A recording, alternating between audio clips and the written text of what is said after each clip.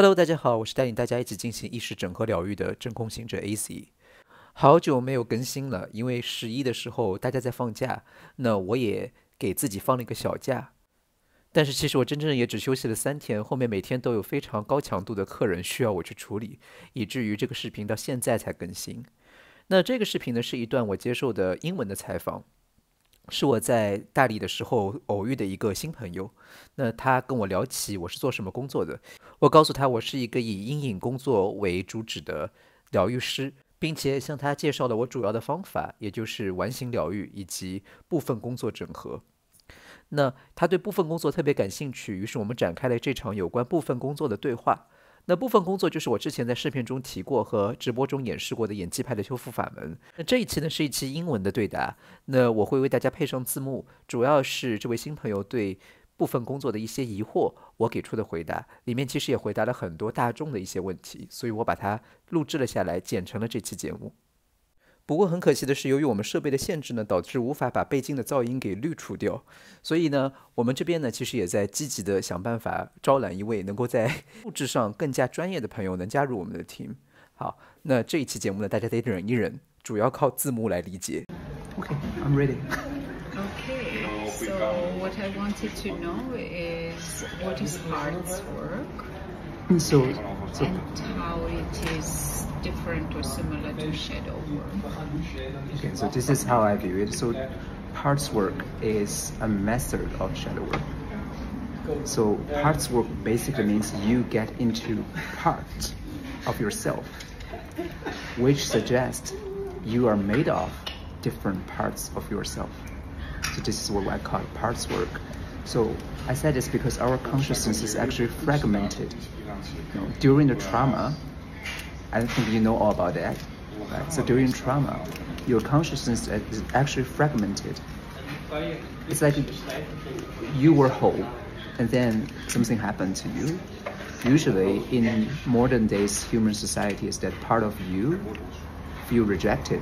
Let's just say if you were born a tomboy, but you were born into a very super religious traditional family, they expect women to be docile, gentle, obedient, but you're not like that. And then when you demonstrate these kind of traits, you get really punished. Okay, then your consciousness is gonna split. So there is going to be a part of you that is not obedient, that is more like a tomboy, that is more masculine. It's gonna be pushed into your subconscious. And then to the degree that sometimes you don't even know that it exists. Okay, and then that's where shadow work begins. Because shadow work is helping you to regain these aspects of yourself. But parts work is going to a total extreme, is that during the session, I'm going to put you into the part of you that's being rejected, or the part of you you're unaware of. So what I do is that I will release any other parts that is currently active inside a person. Okay, so I would tell this person, okay, I will release you from all the parts that you are playing currently.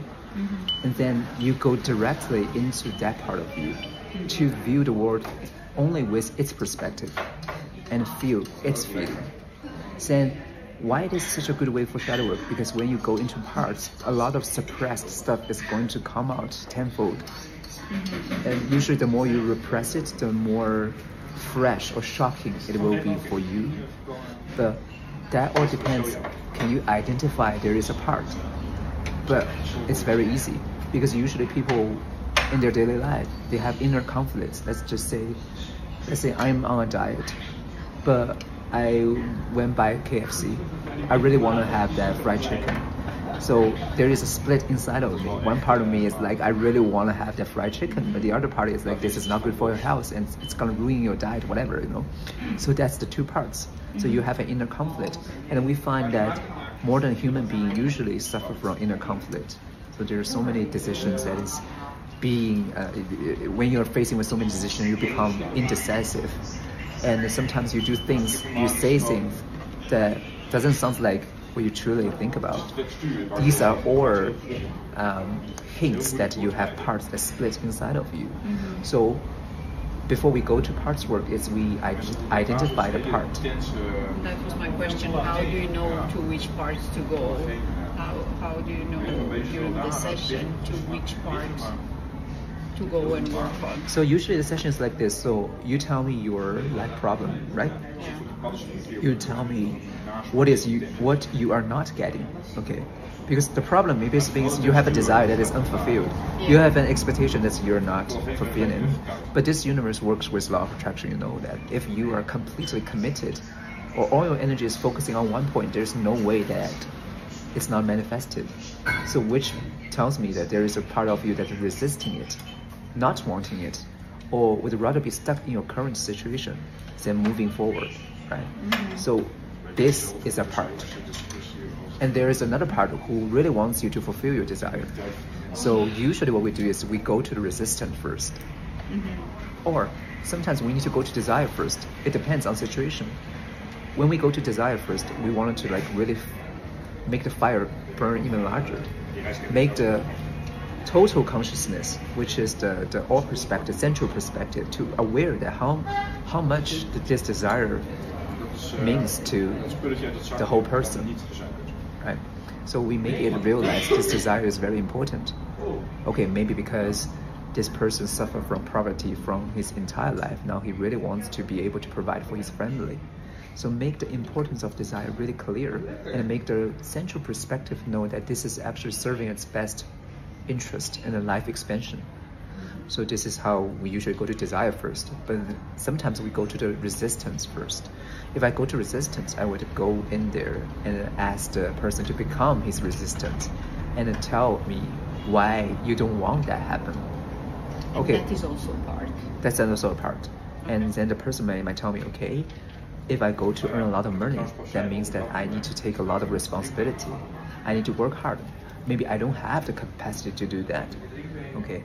Maybe I don't really want to take that much responsibility, because what I truly want is somebody to take responsibility for me, because I was never taken care of as a child. It is so unfair for me to take that responsibility. So it will have its reasons.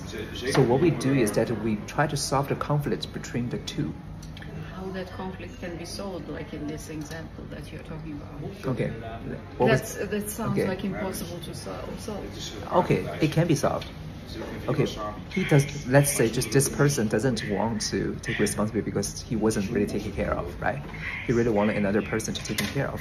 That actually tells me his subconscious commitment is to find another person to take care of him. Although let's just say in this example, he's a male. So in the society, usually male is the one who is providing for the female, right?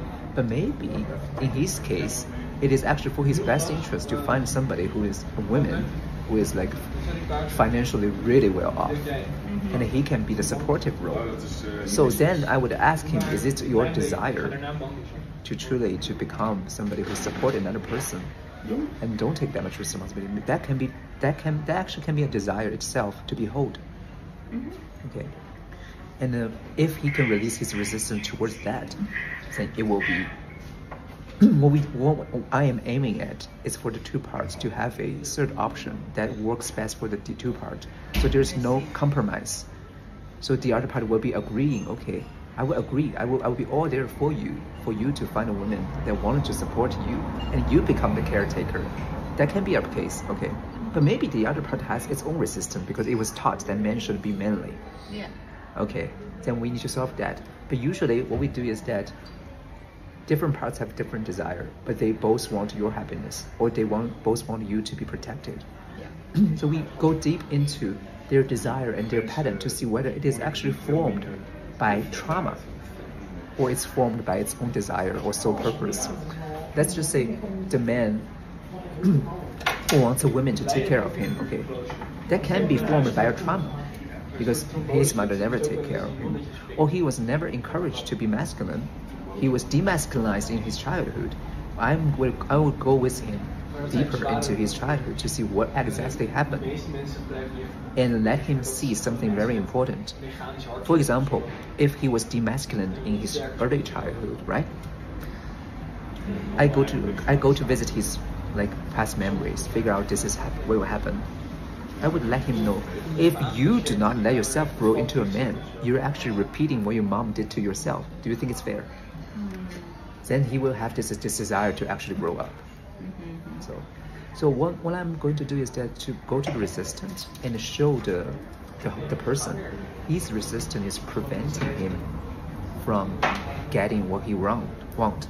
He might know this, but he does not know that his resistance actually wants to protect this person by resisting whatever is happening. So what I'm doing is that let him know that although your resistance is protecting you, but you actually are trapped in something you don't want, and you are keeping away from something that you want. Okay, so this is how parts work. So usually what happens is that the two parts to really understand each other instead of being opposing each other, and then they figure out we want the same thing. 两个部分看上去想要的是非常相反的东西。我举个例子，比如说刚才那个肯德基的案例里面，其实这两个部分都是想要我们的当事人和案主能够获得一种真正的健康和舒适，只是采取了不同的方法。那个想要去买肯德基的部分，其实想要的是一种及时的快乐和满足，用此来掩盖他内在的这种情绪上的痛苦。但他真正想要的是什么？他真正想要的是情绪上的舒适，情绪上的健康。所以我们要帮助这个部分看到他在用比如说肯德基的及时满足来回避一些情绪，因为在他的过去那些情绪没有办法被照见，他没有资源去安抚自己的情绪，而现在的处境并不一样，他其实可以换一种方式让自己的情绪变得好起来。然后我们再去看的话，他的情绪好起来，他的情绪健康其实也是另外一个部分想要的总体健康的这个结局的一部分。所以在那个案例里，两个部分想要的都是完整的健康，所以我们要让这两个部分得到共识，就是你们两个其实都想要得到的是完整的健康、幸福和快乐。然后在针对这个想要去吃肯德基的部分工作的时候，甚至可以去问他说，如果你吃了肯德基以后，你得到了那个时候一时的满足之后，你回过来想想自己去吃肯德基，你会有什么样的感受？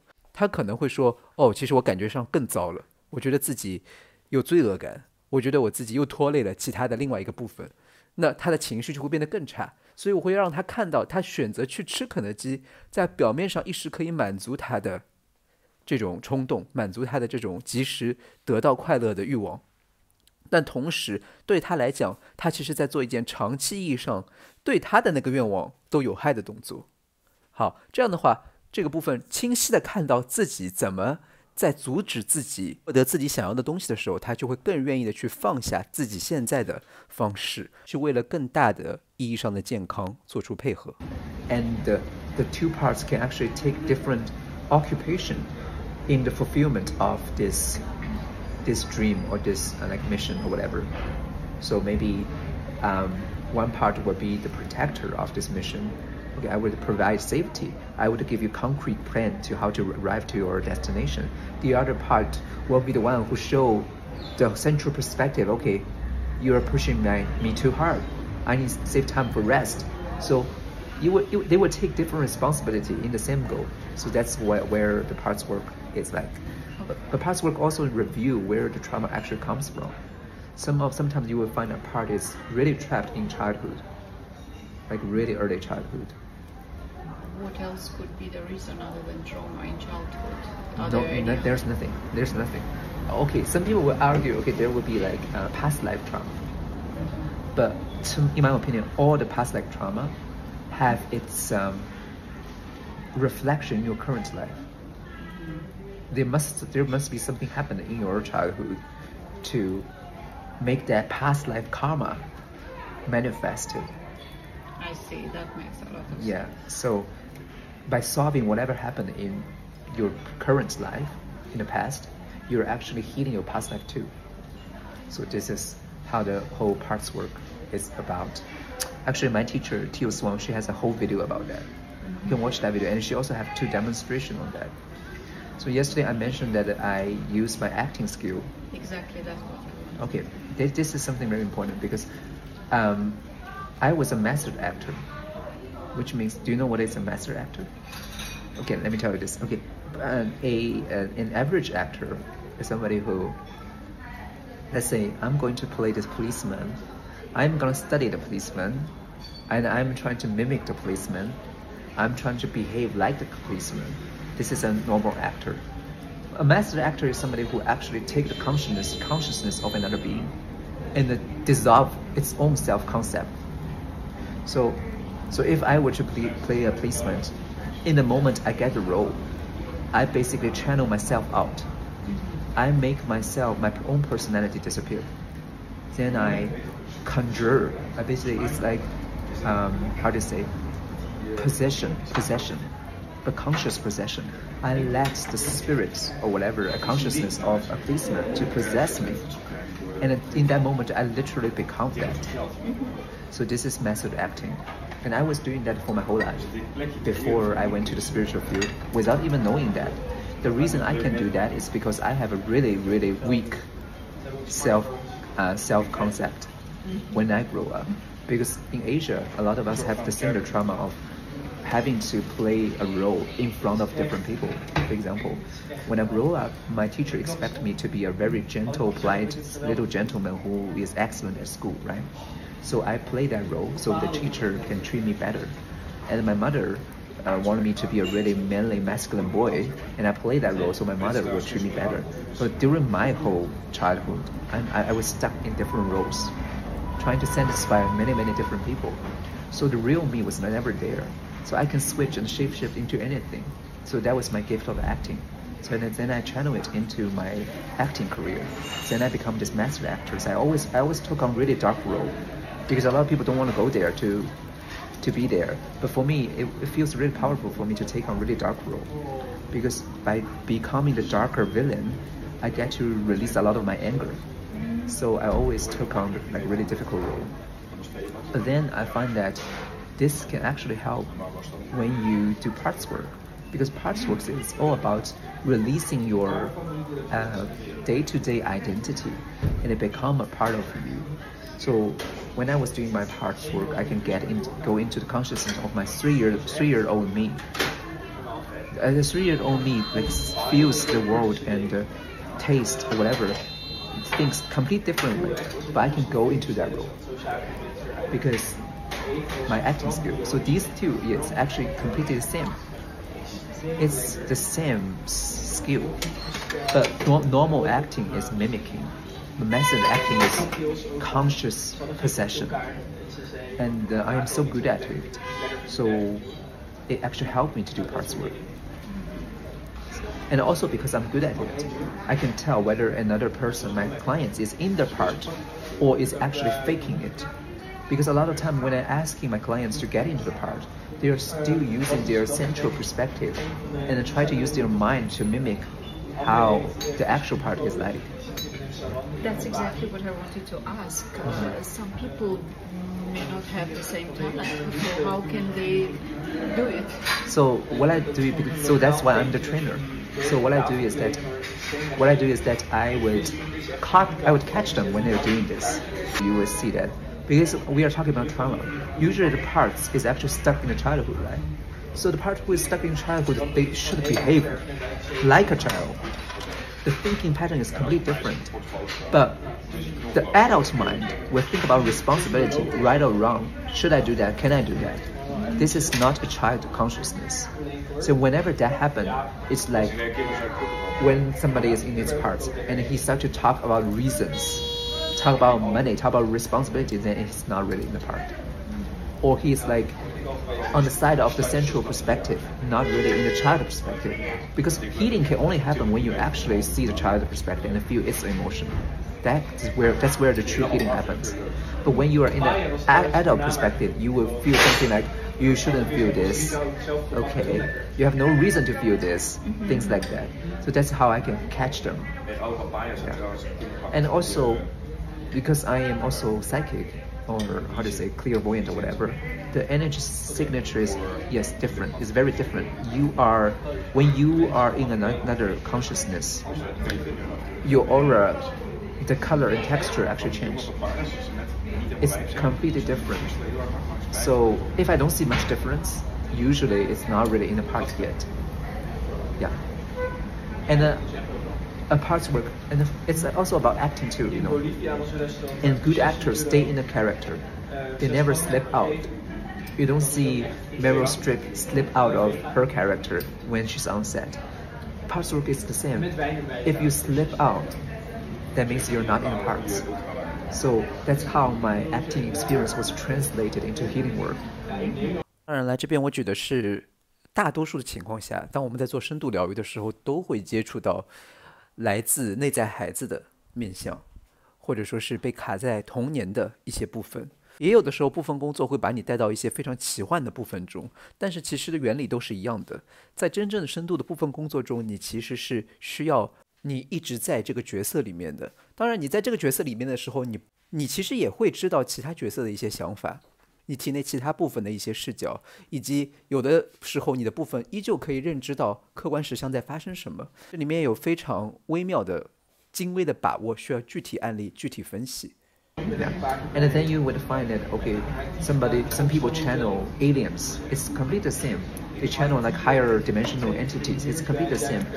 If you watch their live channeling, they literally become another person and they stay in the character. So any person can get into that state. Yes. Like I feel like I will never get into that state of a child because my mind will never let it go. Because you don't feel safe to go there. You know, every mental issue is about safety. That's the only issue. You don't feel it will be safe. So that is why you need somebody to facilitate you. Because when I'm facilitating you, you're not alone when you regress into a vulnerable state. Your emotion will be taken care of. I will not let anything happen to you. I will not let you hurt yourself. I will not let anybody else to judge you for you having this emotion. Then you will feel safe enough to go there. If someone judges themselves, not that someone judges, but they judge themselves. That means that's another part. So I'll work with the part first. So I would work with the part that judges the person for having the emotional first. Let him know that you doing this is not really helping. You are actually sabotaging the healing process. So that is how I do it.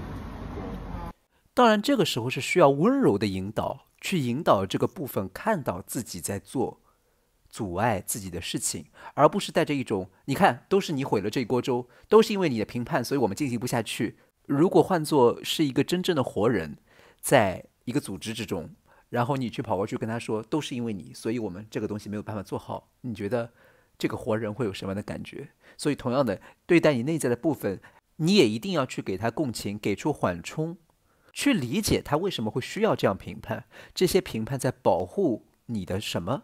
因为你知道的，在我们内在其实并没有真正想要阻碍我们的部分，所有的部分其实都在保护我们，只是它的方式很可能是一种无意识的、不太有效的，甚至有反作用的方式。Yeah. So that is why parts work is so amazing, because it basically can solve anything. And how many sessions, or you can say hours, do you need to resolve one issue? One issue? Yeah, one issue. It really depends on person, but for some like major issue for me, I probably spend like 20 hours or whatever, 20 hours to 40 hours to solve some major issue. Sometimes issues are layered. You can see many different layers of it. In the process of solving one issue, you can actually see another deeper one coming out, but that's all very normal. Yeah. But the very important thing is that each layer, when you dissolve it, your action must follow. After each session, I would always ask my clients to integrate. You mentally see it. I integrate all this progress into my physical being, my mental being, my emotional being, and my spiritual being, so that then in the following days, their action must follow.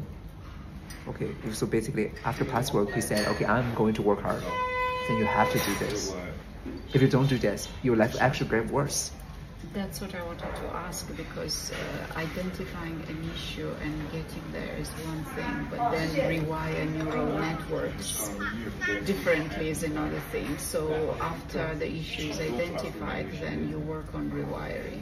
Yes, there are two ways, like two major steps to rewire. The first thing is like the completion process. You need to reverse the trauma. You need to have a resolution for that emotion, that negative emotion that you experience. You have to transform it directly into something positive. Sometimes you have to go to the past to change what happened in the past. So you have to reach to a emotionally feeling good state first. Okay, the second part is about belief work. Belief work is very important, that you need to identify your negative or limiting belief and prove it is wrong. Actively try to find the proofs that it is wrong.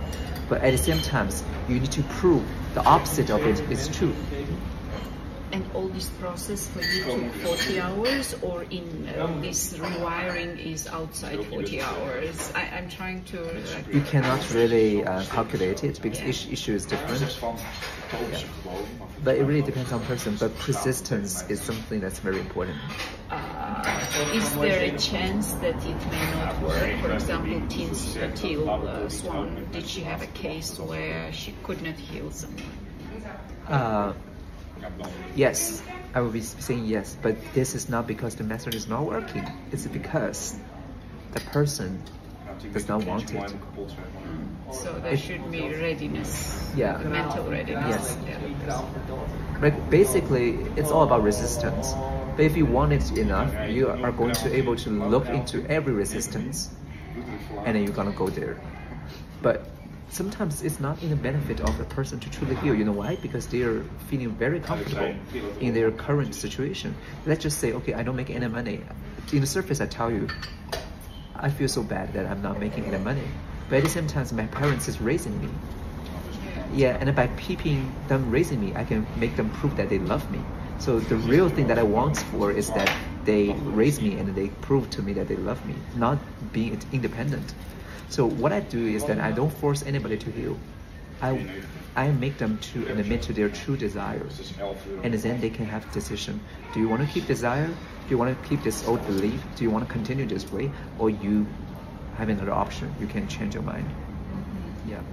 So because she works as my assistant, we know that people who doesn't improve is usually those who are stuck in a situation that they are not satisfied, but yet very comfortable.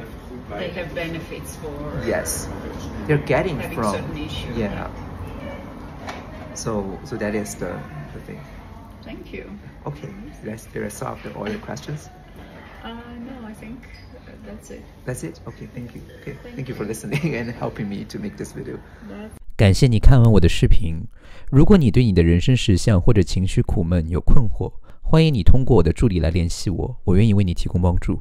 如果你觉得我的视频让你很有共鸣、启发，那欢迎你持续关注、点赞、收藏、转发，或者考虑为我充电、加入会员，观看更多对身心灵提升有帮助的视频。我致力于分享真实有效的智慧知识，你的每一份支持对我都是莫大的帮助，感恩。我们下期再见。